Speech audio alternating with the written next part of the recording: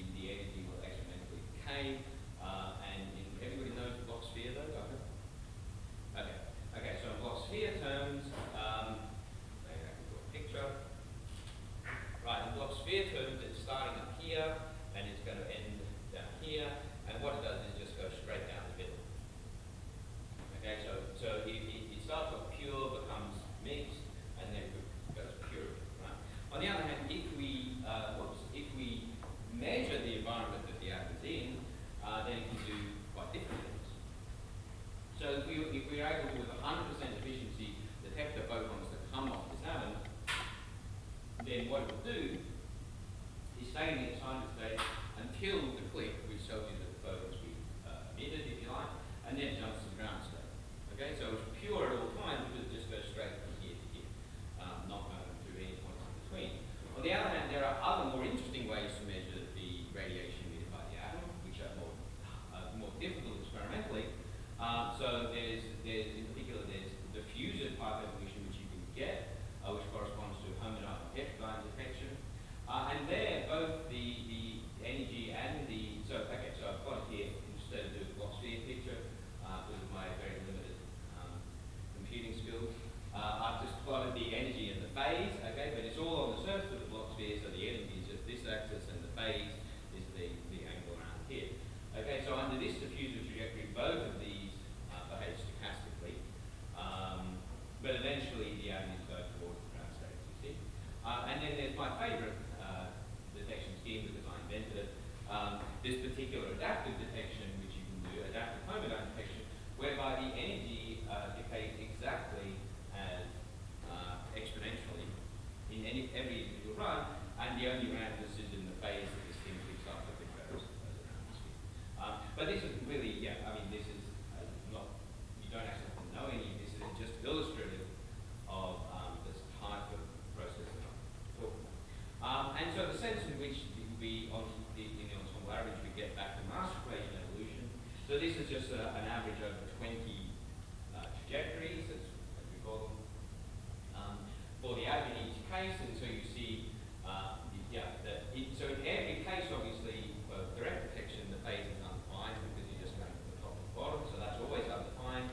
But the energy you see in each case is approaching exponential decay. In this case, it always was. But in these cases where the phase is well defined in each run, you see that on average the phase is not well defined. Like it's going down a completely different path from the top of the sphere to the bottom of the sphere in each case, and so on average we get back this evolution down the middle of the box. Okay. All right. So that, as I said, that was well. I didn't say that this sort of theory that I'm talking about was worked out in the early 90s. What happened, so from my perspective, the most significant development in this sort of theory happened in the late 90s, around 2000, when we, the community, gained a deeper understanding of this quantum trajectory theory, as it's called, when we learned that it's actually analogous to what's called the filtering equation in classical probability theory, or in fact the people who care about it are the classical control theorists. Okay? So this is why there's an F, okay? Filtering is what it is. And yeah, so I made some comments about feedback control, but I don't care about that. The other thing which we learned around this time was that all of this had been done in the 1980s, in fact, by Slavoj Blunt and he's a Russian mathematical physicist, so we can be forgiven for not understanding what he had done. But anyway, at least that's now recognized. But I guess this was, I guess it really took quantum optics using the O2 to understand that this was not just nice mathematics, but it actually applied to real physical systems. Okay. So this nice realization, this broadening of the context of our understanding of quantum trajectory theory was very nice and very useful, but it didn't actually change the theory. Like, we didn't actually have to change the equations which we were using. They're the same equations which have been derived by people struggling to understand what was going on, and they still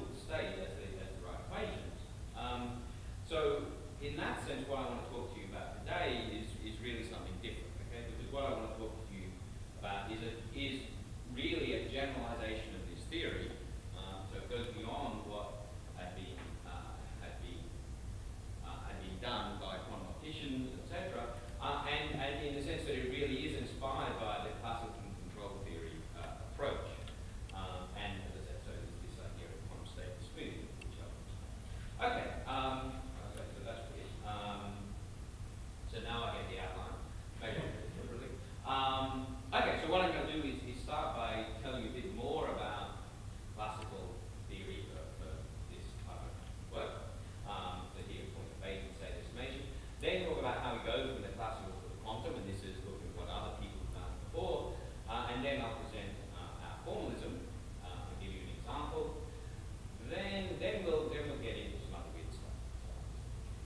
Okay, so apologies, it's a bit abstract perhaps. I hope that I hope that there's something to communicate what's going on. But yeah, so leaving the pictures behind for now and going to talk abstractly. So I'm talking about classical systems where we have a configuration X and it has some configuration space, and just to keep everything simple, I'm going to take that to be discrete. Okay, so the system has a discrete set of possible configurations it could be in. And when I talk about system state, what I mean is not the configuration. What I mean is a probability distribution over that configuration space. Okay, so it's a mapping from the configuration space to the unit interval, which is normalized in this way, as you'd expect. Okay. So when I'm going to be talking about estimation, okay, so given data, we estimate something, but I'm going to restrict to estimating the state. Okay? And you might say that seems a bit weird because, you know, often when we talk about classical systems and estimating something, we say, well, I want to estimate the position of the system, for example. And that's not its state, that's its configuration.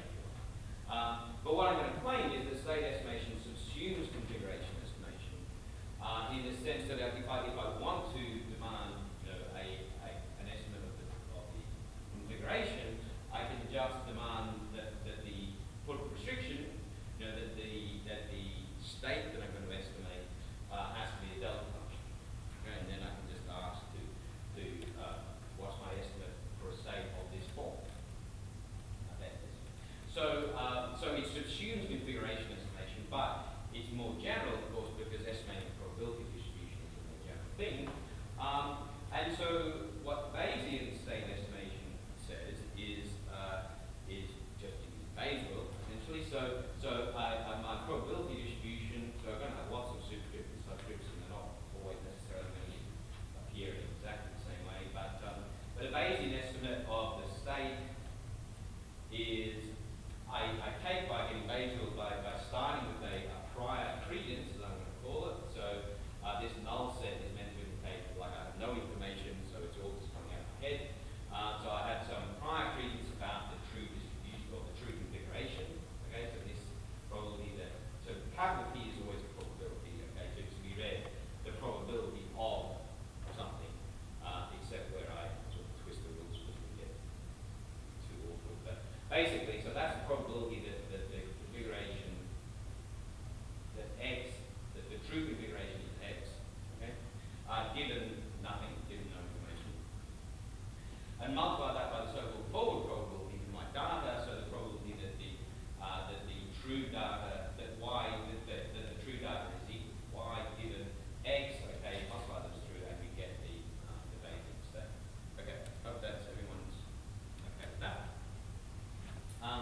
So the next step is just to put time in, because this is a timeless description, and everything I want to talk about in the quantum state. In the quantum case, time really matters. Okay, so I want to just put it in briefly here. So I just introduce my times are always going to be between T naught and capital T. And so when I write the system state P of T, that doesn't mean it's a probability distribution over time. What I actually just mean is that this state can depend on time, okay, but it's always actually a function of position. So that's what I mean by that. And then the data I'm now going to consider as arriving in a continuous way, so that in particular at any one time, so to speak, that the amount of data that I get about my system is infinitesimal. Okay, so it's in other words, it's an extremely noisy system. If you're familiar with white noise, then this equation might make sense. If you're not, just trust me that I'm saying that yeah, you only get an infinitesimal amount of information at in any infinitesimal interval. So to get a finite information, I have to consider this current or measurement record, well, this current over some set of times of non-zero measure, and then I'll get what I call a measurement record. Okay, and that's what capital Y will mean. So omega is as I said, is a set of times of non-zero measure. So most naturally an interval. Okay, but I don't want to restrict to necessarily that.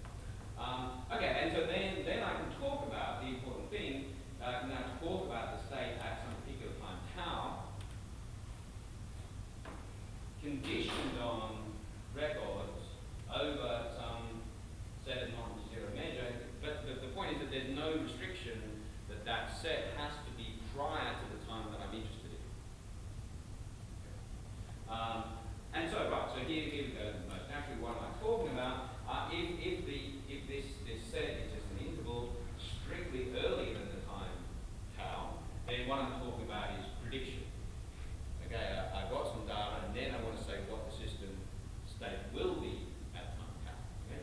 If the data is strictly later, then I'm talking about retrodiction. Okay, I want to know what it was. And if I had both strictly before and strictly after, then we call this interpolation. Now I just want to take the limit, because I'm dealing with continuous time anyway, where all of these things go up to or start from that time tau. And I can put an infinitesimal gap in there if I like to keep things clean. And then what we call these things are filtering, retrofiltering. That's not a standard term, but that's what I call it. And smoothing, that is a standard term. Okay. So smoothing.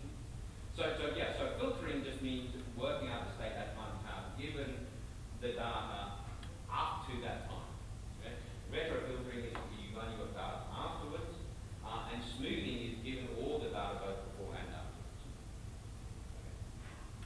And it's called smoothing because you actually, there are crude ways of doing this where it's essentially you just, if you have a simple relation between your data and what you're trying to estimate, where you can just essentially apply a smooth, like what's the word, like a window, a smoothing window over your data. And that is a thing where you're using data after the point of time that you're interested in. So historically, that's why it's called smoothing. Because doing that naive type of estimation is in fact non-causal in the sense that we're using data before and after. Okay. Whereas filtering again is actually, is a different thing. Putting your data through a filter is a causal process. Okay. All right. So that's classical. Now, how do we get to how do we get to quantum smoothing? So let's start with classical smoothing. Just to draw it in another way, what we're talking about is that we have these observations. So that's probably really hard to see, but that's meant to be, there's a double arrow on there. Actually, maybe I should point that out. Okay, so this is important because I use this over and over again. When I put an arrow pointing to the left, that means data on the interval up to tau. When it's pointing to the right, that means in the future. Right? If the arrow is going both ways, that means the entire. So this is observations in the entire interval. I'm interested in the system at some particular time, and so this is doing smoothing. Okay? So I think this is more or less self-explanatory, and this is the sort of redux version where we're not like I haven't said here when I have this dash thing here, like there's nothing actually traveling from here to here, so to speak. It's just saying that I'm using the observations to make a smooth estimate of this thing here. Okay. So this little picture down here just shows, actually where the way information or influences are flowing. It's just one way from the system to the observations. Okay. And this purple halo is around the thing that we're actually doing the smoothing on. Okay. So I'm not 100% sure about this, but it may be that the optimal period of this is surprisingly as late as Pardue in 1982. Okay, so what is the optimal theory? It's simply if I ask for the smooth state at time tau, so by definition that's the probability that the true configuration is x, right?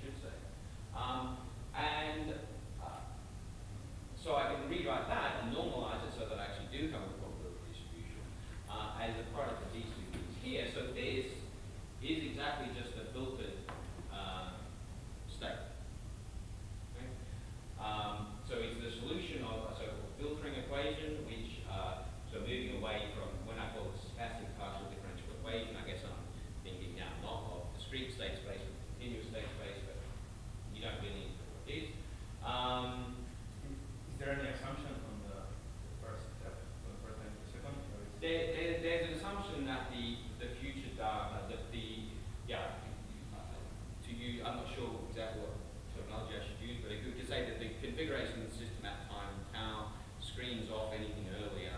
Yeah.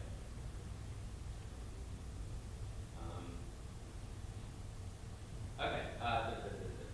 Right. So that's just filtering. That's just the solution. The filtering equation. This thing, which I call E for reasons that will become apparent, is essentially this the solution of the retro-filtering equation. So it's actually the solution of the adjoint partial differential equation.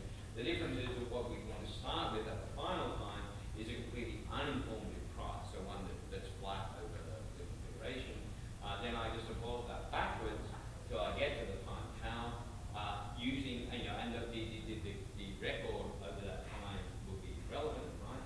It's stochastic because of the record itself is stochastic.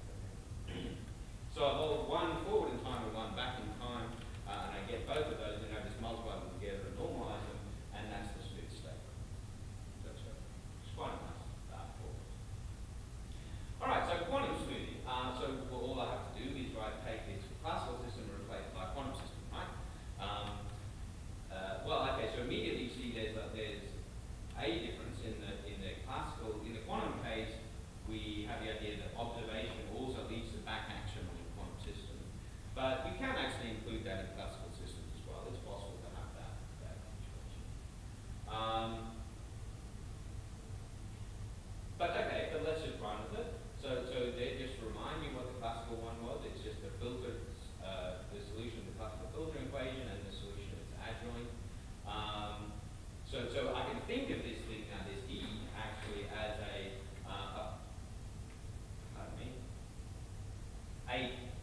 PDM, which stands for not projected value measure, but probability value measure.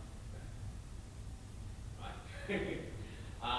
Because essentially that's what this E is. It's a thing that when you sum over all records in the future, it's equal to 1, and yeah, it tells you the probability of that record in the future simply by summing over the configuration, possible configurations at that time, tau weighted by whatever you think the probability distribution is there. So it's a thing that acts, in other words, exactly like the PODM in the quantum case. Okay, so I replace sums by traces, and I replace probability distributions by states, by state matrices or density operators, whatever you call them. And then, yeah, I just say, well, obviously, the way I generalize is just to do this. The problem, and I guess now that Jeff has left, I probably could have got away without anything. Right, the problem, so for anyone who doesn't know, is because this is actually intimately related to weak values. But it's certainly a problem in your conventional way of thinking is because this state is, well, for a start, it's not Hermitian as I've written it down, because I'll just symmetrize it, then it'll be Hermitian, but then it's not going to be positive. Okay, so it's not a state in any conventional understanding of that word in quantum mechanics. This is not to say it's not an interesting object, and it does have some predictive powers, but I'm not going to talk about that.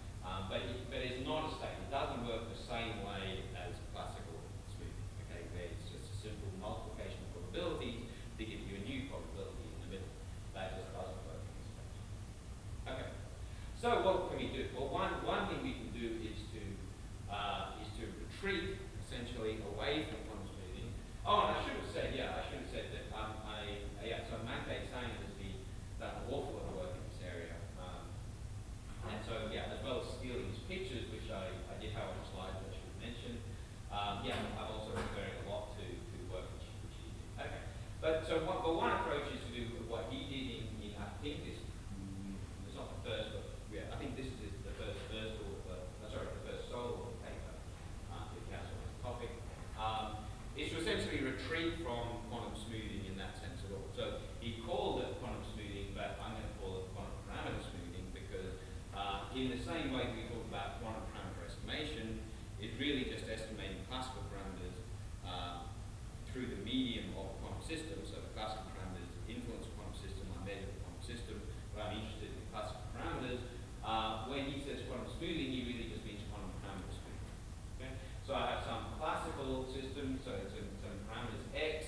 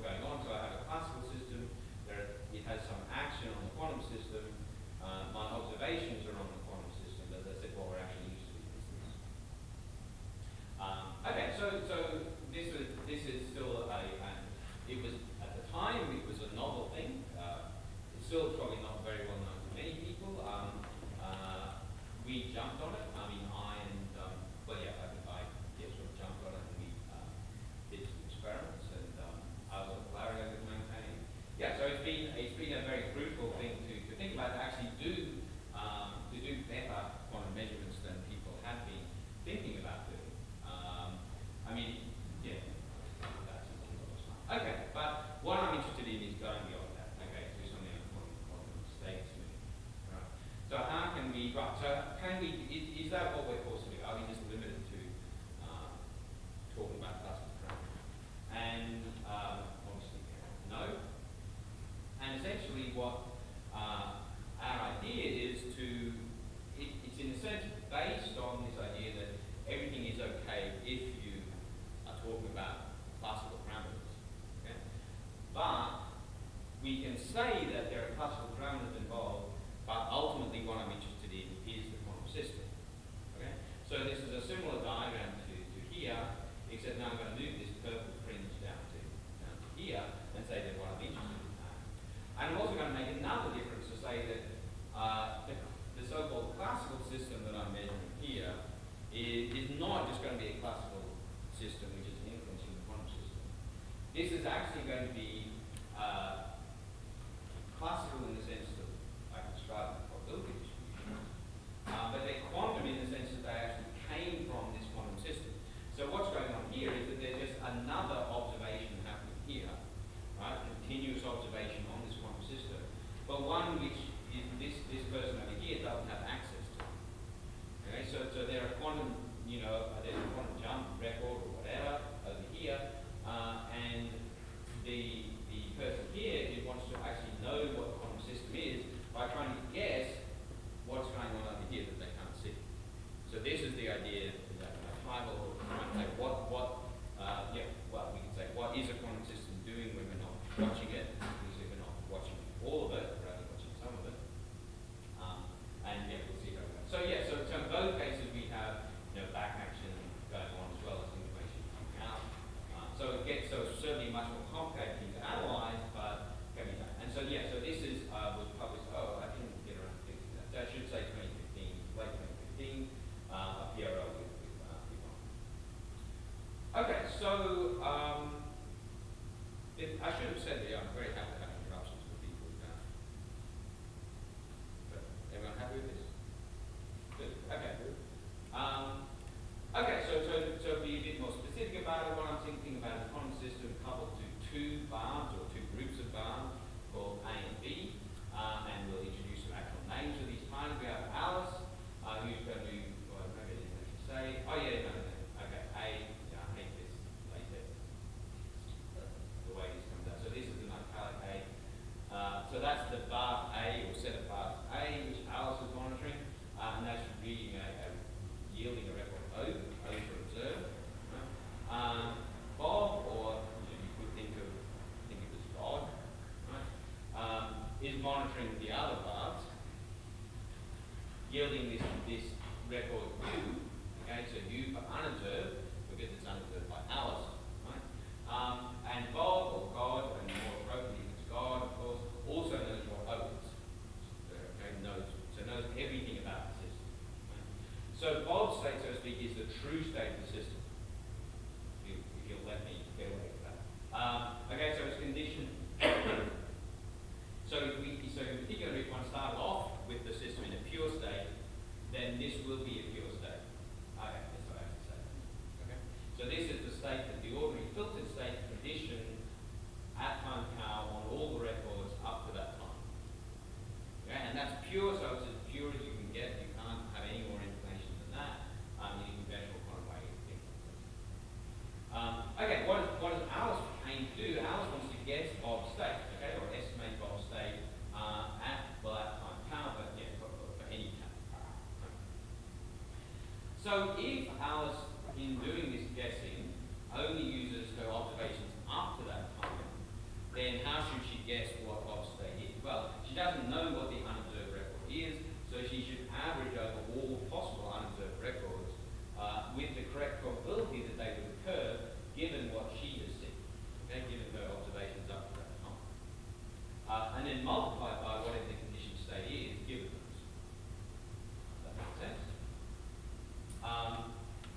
So if she does this, it turns out the answer she gets is identical to the so-called Bayesian state, or in other words, the conventional filtered state that she would do using quantum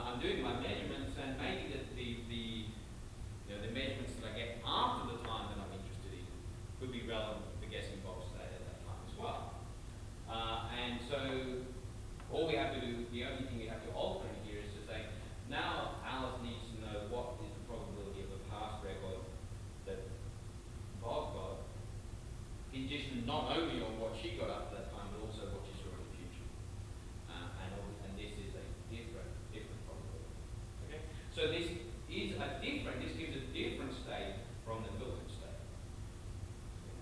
Different, and on average, it is a better estimate. And so you get these stars are telling you that I'll come back to this later. Okay? It does give a better estimate of the true state, of mob state, and it's going to be more pure. Okay, so in that sense, it's what you expect for a better estimate. By construction, okay, it's always a positive state. Right? It's just a mixture of positive states, so there's no problem with that. Of course, now I've sweeping a lot under the rug by saying that all Alice needs is this, because this is actually a very difficult thing to, well, I shouldn't say very difficult. This is a sort of numerically intensive thing to calculate, and I won't go into details of how to do it, but it can be done, and so therefore this thing can be covered. But a crucial point is that in this case, the smooth state does depend on how Bob monitors his bug. Okay, so you can get a different answer here, unlike the filtering case, if you assume that if Alice thinks that God is doing, God, Bob, whichever, is doing, detecting photons or doing some interference experiment with a local oscillator, doing home gun detection, whatever, you will actually get a different answer here. Alice will get a different answer. Okay, so a quick example of this smoothing. So imagine we have a two-level atom inside a cavity. So the cavity is there to direct most of the light towards Alice's detector, which we take to be, even though she's drawn as this big fat thing, this is actually going to be a homodyne detector. So it involves doing interference from the local oscillator. Anyway, so Alice's outcomes in this case I'm going to describe by Y, because that's sort of traditional letter for homodyne detection. In fact, but we're going to assume, or Alice is going to assume, that the unobserved record consists of photon counts. Okay, so we could either just say, well, the most natural way to think about photons that are lost to the system and they're hitting the walls of the laboratory is that those bricks, somehow actually seem, responding to individual photons as they arrive, and that's what Bob knows about this. Right? Or on the other hand, we could say, we actually do have a situation where Bob has detectors around the outside of the cavity, and he really does see photons which come off, which Alice can't see. But in any case, that's what we're going to assume for the unobserved record, and Alice is going to, use that unobserved record to come up with a better description of this. So although I've got the box around there, what she's really interested in is this atom. Okay. Can I ask a question? Yeah. So you mentioned that if you assume God or the brick wall absorbs photons, then Alice will get some smooth estimate based on that assumption. Does that imply that if you assume a different measuring scheme of the environment, then you'll get a different smooth estimate? Yes. So that's actually what I said. Yeah. The last one. Yeah, it is different. Yes. Now, I want to emphasize that point, because that's a really interesting point. So it seems to violate causality, because you have to know something about what someone is going to do. So it's just like smoothing, where you use past information. Right. Or future information. I'm not I don't know if it violates causality, but it certainly you have to make an assumption about what you're trying to, Right. And I guess you might just be making a wrong assumption, in which case you'll end up with a worse estimate than if you made the right assumption. Right, so how would you verify your state's correct? Well, I'll get to it. I've got a lot more to say about that. Good. Okay, this is a comment that if you haven't read, too bad. Okay, so here is, so here's the box here again, but in all of this I'm going to, all the things that I'm going to show you of the box here, we're going to choose everything so that all of the dynamics takes place in one plane. Okay, so that I can just visualize the whole thing in one plane. So it's a driven two-level atom, so the Hamiltonian, this is in an interaction frame. Okay, so the Hamiltonian rotates me around the super x-axis. The operators, this is just sort of intuition. That is essentially a spontaneous emission problem. So both, so it's this picture here.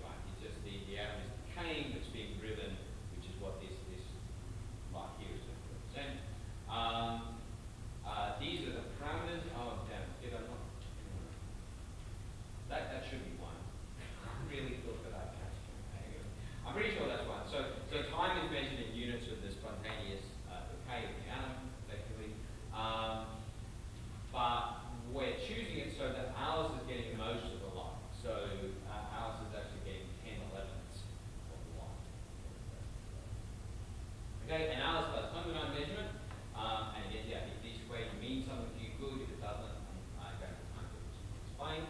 And Bob is doing photon counting, okay, and that's how it relates to this one. So what we're showing here is a typical trajectory. So we have one homodyne record for Alice, and for Alice, the way Alice does that average is by actually doing a sample, and so a sample of 10,000 possible Bob records that are sent out here. Okay, let's have a look at. I think this is actually okay.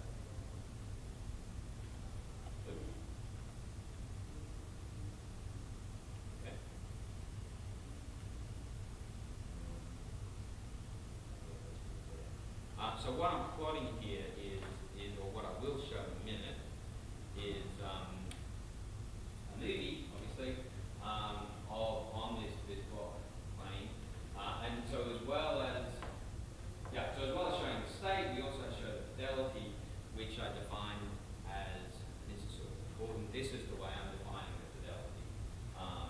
So site T is the true state, Bob's true state, which as we said is pure, and so it's just the overlap with either the smooth or the filtered state. That's what we're showing. So in this case, the smooth is purple and the filtered is blue, and so you can already tell from here, which is sort of the average, that the filtered is generally less pure, and this is what they.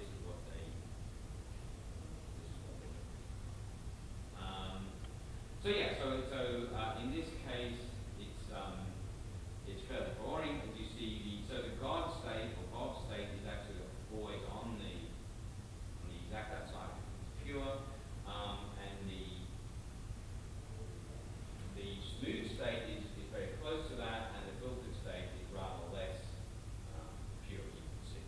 Okay, so this is actually fairly boring. Nothing very exciting happens. She almost guessed the state. She got very close. Well, yeah. Well, it certainly looks like the fidelity is much better. That's true. She had most of the information, right? She was good. So Alice had, yeah, but she also has most of the information when she's doing filtering as well. So this is really the difference between filtering and smooth. So yes, it looks much better. But I'll show you. Yeah, I want to show you another one. So in this case, right, in this run, Bob's true state had no jumps in it. In fact, like for the whole record, because actually that's fairly likely given the parameters, there were no jumps in Bob's state. Okay? And in that case, as you see, we do like this. It looks rather different if we go to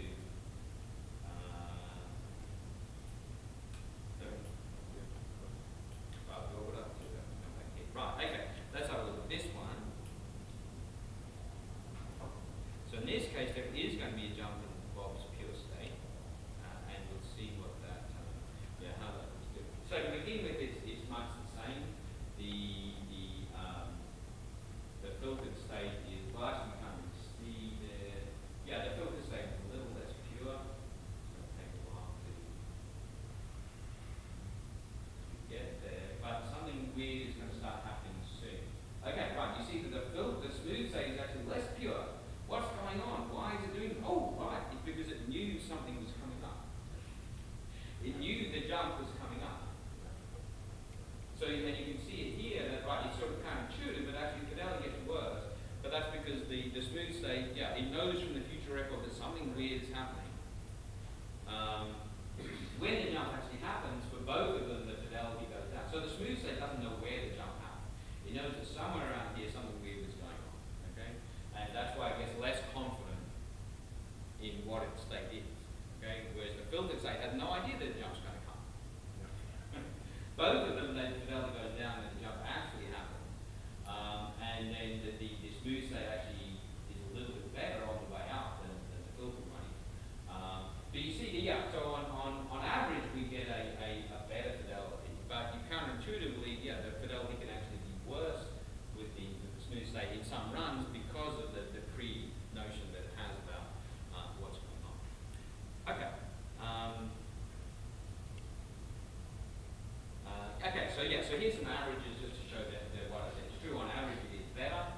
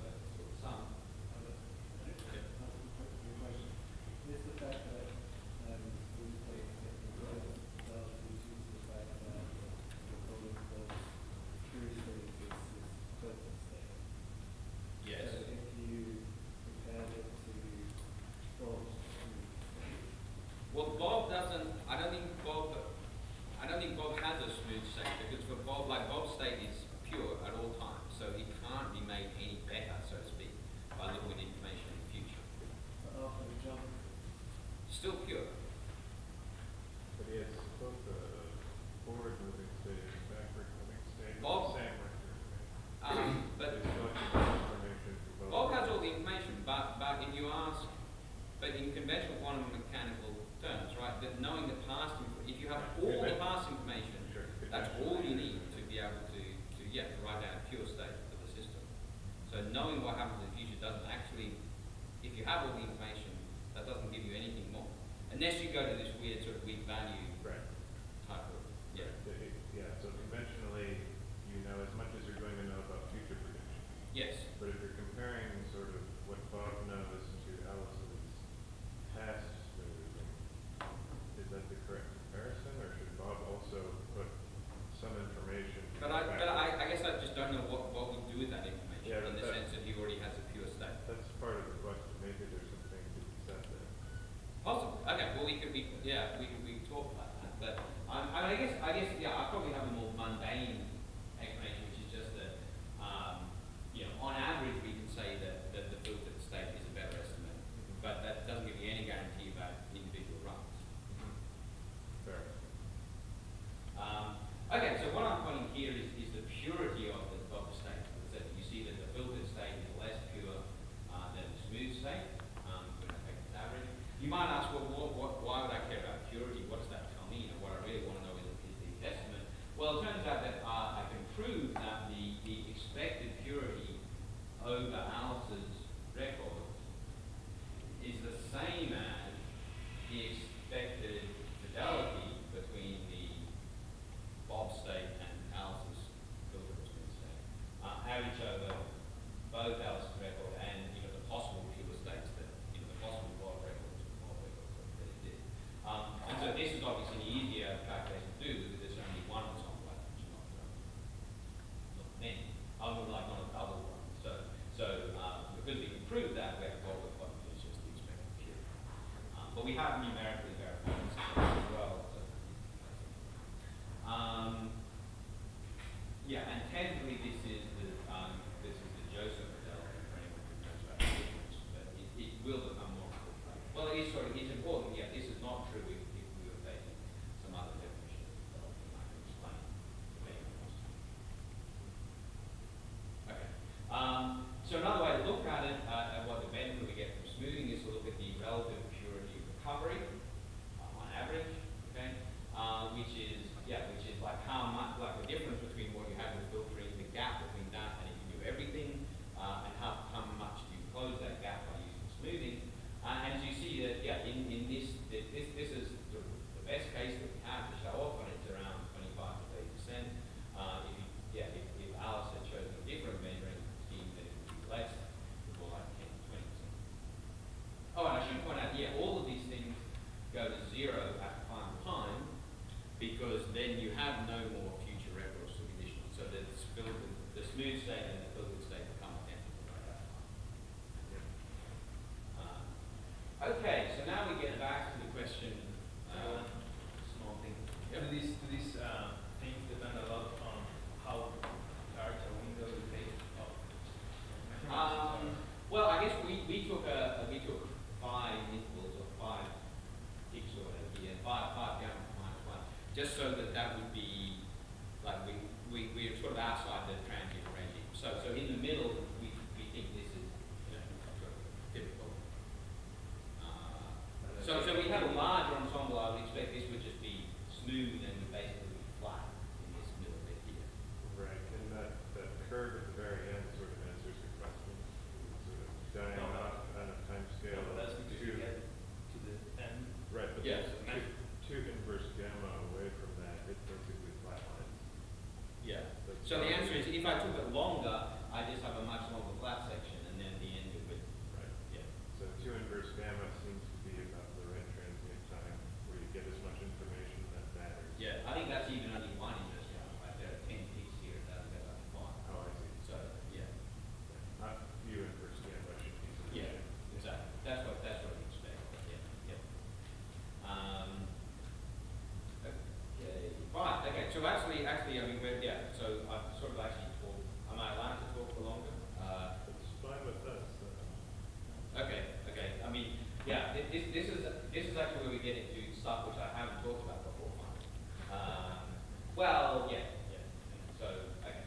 anyone who wants to go, please feel free to go.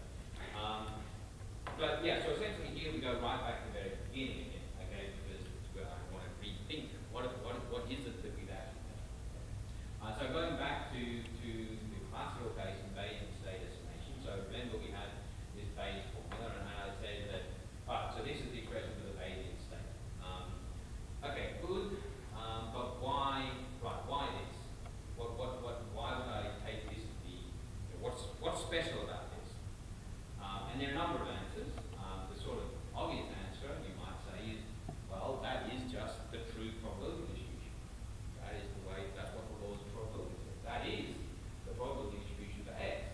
Right?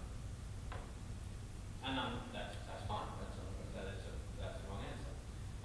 Another answer you might say is, well, this probability distribution allows me to do a minimum mean square estimate for any observable that I'm interested in.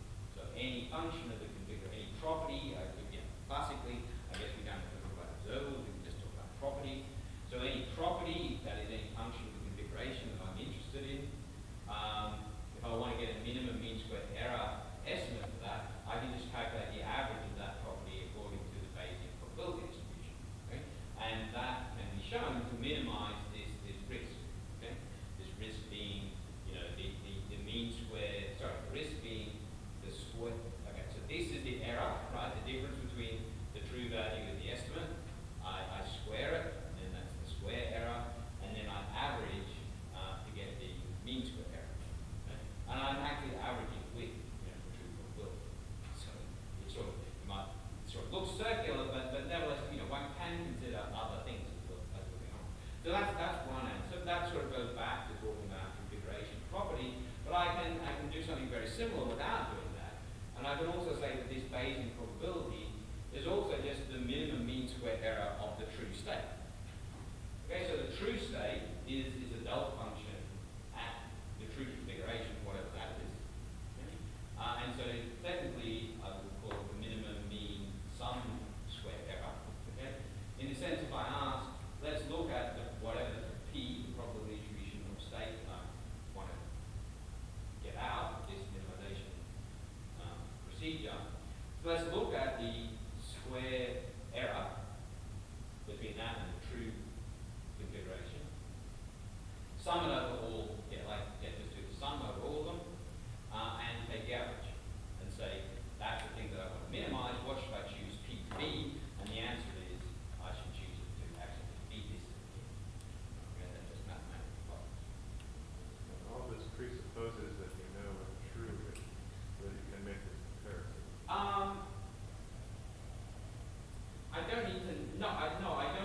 don't know what the true state is. Or you're defining But what I have to know is, in a sense, what is the probability that the true state is a certain value. Right. So this has to have meaning in some objective way. Well, yeah. So in a sense, like this zeroth answer sort of feeds into, because like the way I calculate these averages is to use the actual probability of the true state being something. But does that make sense? Yeah. I'm trying to remember. But there's nothing to say that this probability is like existing in nature or out there in the world. It can all be in my head. But it's just the appropriate probability used to evaluate these risks. Okay, these are all about risks that I'm asked to do something. What's the risk that I get fined? Well, the risk is like what I would get fined if I'm playing with some. I see. That's just a subtle distinction. I guess in classical filtering theory, you usually think of some system like an oscillator that has some true configuration at the certain time. And you see some noisy signal, but you can always say, this was the true configuration, here's my noisy signal, how good is my estimate of that based on the noisy signal? Because I know what the true value was. But I think you normally do know what the true value is. Well, to calibrate how good your estimation is. Well, there are many situations where we don't know what the true you're value saying is, and you so don't need then we use more sophisticated arguments to try to establish what the error is. Yeah, you can look at predictability. But you have to assume for that you have a good model of the norms, the measurement. Yes. And essentially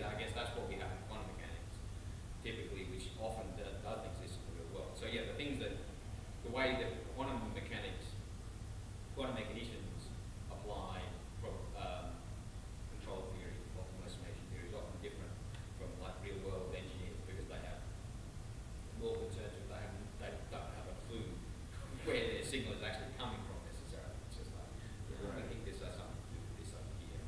Right. So you're saying that we're using extensive knowledge about the quantum dynamics and the quantum probability rules Yeah. to pin this down. Yeah, well, yeah, just that we know, we know we have a good physical understanding of the link between the system we're interested in and the data we're getting out. Like we have a complete model of how those things relate. Yeah. So in other words, we are confident of this forward probability distribution. Whereas in the real world, often you don't know what these things are. Okay, so that's right. So that's Bayesian state estimation we visited. Let's have a look at state filtering we visited. So what I said, this is where I had the asterisk, because it was something I was going to come down to, is that obviously if Alice is doing filtering, if she wants to know what the state is conditioned on measurement class after that time, what she should do is just average over Bob's state with the probability. But we can ask the same question, why should she do this? What's special about this? Well, there are actually very similar answers to the classical case. This thing is what we, if you're familiar with quantum measurement theory, and you have operations and effects and things, you just say, well, that is the quantum state. I apply the appropriate measurement operators to my system, and as we learned to do 25 years ago, and that's what you get out of the quantum state. So, nothing more said. On the other hand, if you adopt this more, exploring other ways of thinking about it on view, you could say, well, I can use this to predict the minimum mean square error value of any measurement of an observer. Okay, so I'm up to this time, and now you say, okay, now estimate some observable. Well, I can just use that state that I've defined, take the trace over with the operator for that observable. I get a value that will be a minimum mean squared estimate for that measurement. I'll come back to that. Okay. But then another way we can say the sort of the same. Well, we can also state this without reference to observables by just saying that what this thing is also it's a minimum mean squared error of the true state. Okay, so I'm trying to do something analogous to this.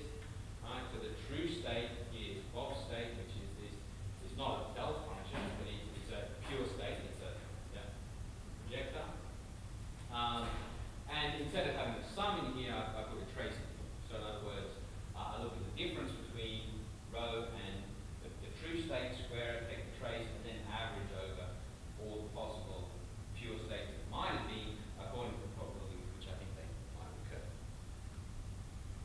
And that is, if you churn it through, that will give me the filtered state, the standard definition of the filtered state. Now, smoothing.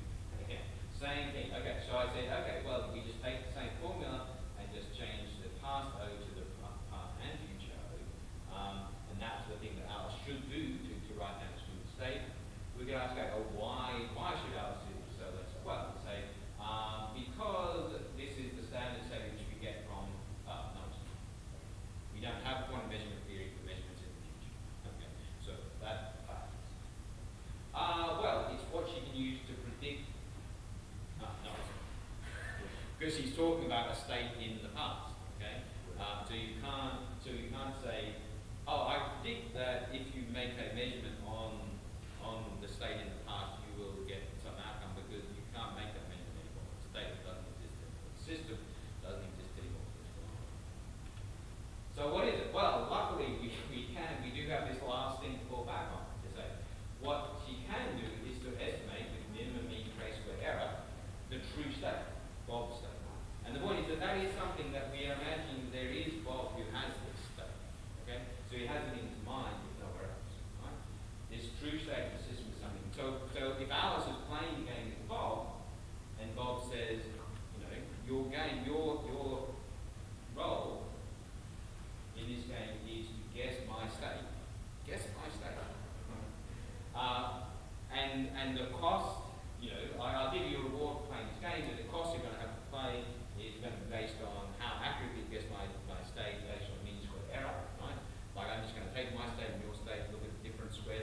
space and then fine you that amount of money, what should Alice choose? The answer is this, the smooth state.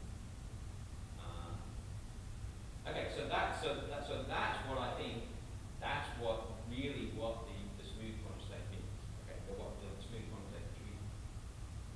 Okay, but as soon as you look at it this way, you say, well, what's so special about the minimum mean square error? Wouldn't the more obvious thing, for example, to look at is instead of the trace square error, what about the infidelity, like 1 minus fidelity? And in particular, we use this Jose. Okay, so then now this is what my risk function looks like. This is the thing that Alice wants to minimize by choosing rho. What should we choose? And again, like we can ask this question both for filtering or smoothing. And the interesting thing is that this gives you a different answer. And so it gives you a thing, so we call it the lustrated quantum state. I actually, let me explain it. So this is sort of the neatest way to write it, but essentially what it means is you just take the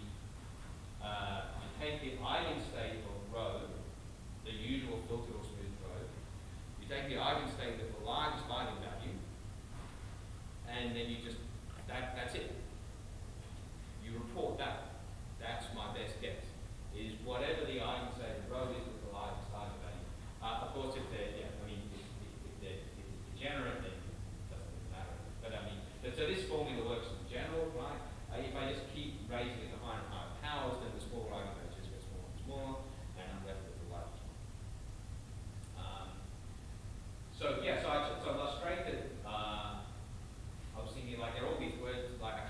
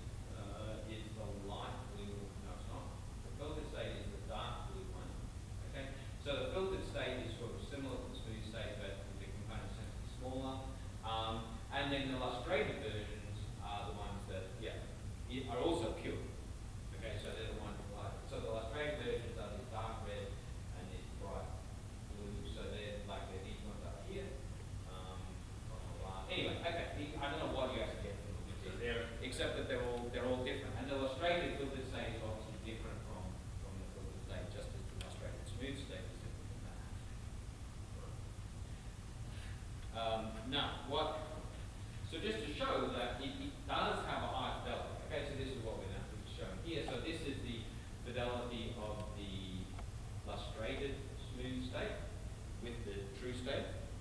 This is the fidelity of the non-lustrated smooth state, usually with its lock. And likewise with the filtered state. Okay, so even if you're doing filtering, if what Alice is actually trying to do is to maximize fidelity with the state that Bob knows is the true state, then the filtered state is not the thing that she should report.